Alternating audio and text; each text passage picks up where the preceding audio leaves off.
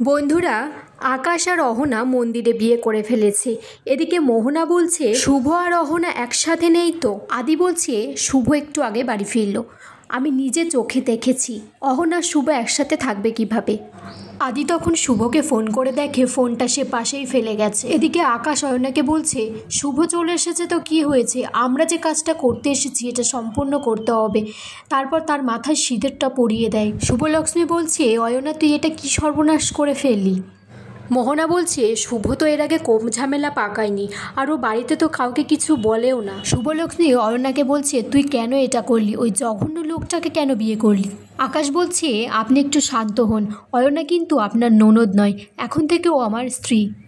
শুভ বলছে ও আপনার স্ত্রী, আমি মানি না এই বিয়ে। পুরবী অহনার প্রেগনেন্সি রিপোর্টগুলো দেখে মাথা ঘুরে পড়ে যায়। দেবিকা এসে তখন তাকে ধরে। শুভ অহনাকে বলছে তুই চিন্তা করিস না, তোর সন্তানের দায়িত্ব তোর দায়িত্ব আমি নেব, তোর সাথে কোনো অন্যায় আমি হতে দেব না অহনা। যে ভুলটা তোর দাদা করেছে সেটা আমি তোর সাথে হতে দেব না। অয়না কান্নাকাটি করছে আর বলছে আমি কি করব প্লিজ, আমার বেবির তো কোনো ক্ষতি আমি মেনে নিতে পারবো না বৌদি ভাই, আমার বেবিটাকে বাঁচানোর জন্য এই বিয়েটা আমাকে করতেই হতো। শুভ বলছে প্লিজ আমি তোর কাছে হাত জোর করছি, তুই এই লোকটার ফাঁদে পা দিস না। আকাশ বলছে এই মুহূর্তে অয়নার সন্তান শুধু আমার সন্তান নয়, আমাদের সন্তান, আমার সন্তান, তাই আমাদের সন্তানের ভালো মন্দের জন্য আমরা ভাববো, অন্য কেউ না। আকাশ বলছে শুভলক্ষ্মীর সবটা জানা উচিত, আর বাড়িতেও। তাছাড়া এখানে এইভাবে দাঁড়িয়ে সবটা বলা উচিত হবে না, বাড়িতে সকলকে আমাদের বিয়ের গুড নিউজটা জানাতে হবে।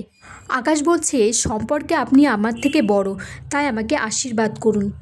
আকাশ আর অয়না শুভকে তারপর প্রণাম করে। সেই ফাঁকে একজন ফোনে ছবিটা তুলে নেয়, পরে আকাশ যাতে শুভকে ব্ল্যাকমেল করতে পারে। শুভ আকাশকে বলছে আপনি কি ভেবেছেন আপনারা ভাই বোন মিলে আমাদের পরিবারকে, পরিবারের ছেলে মেয়েদেরকে নষ্ট করে দেবেন? শুভ বলছে এই ভগবানের সামনে দাঁড়িয়েই আমি একদিন প্রতিজ্ঞা করেছিলাম আপনার বোনকে চরম শাস্তি দেব, আজ আবারও প্রতিজ্ঞা করছি আপনাকে চরম থেকে চরম শাস্তি দেব।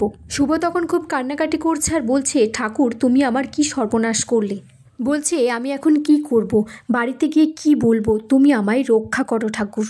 আগামী পর্বে দেখা যায় শুভকে বাড়ি থেকে বার করে দিয়েছে, আর সে বলছে শুভলক্ষ্মী আর তার সন্তান আমার শুভলক্ষ্মী সবসময় নিজের পরিচয়েই বাঁচবে।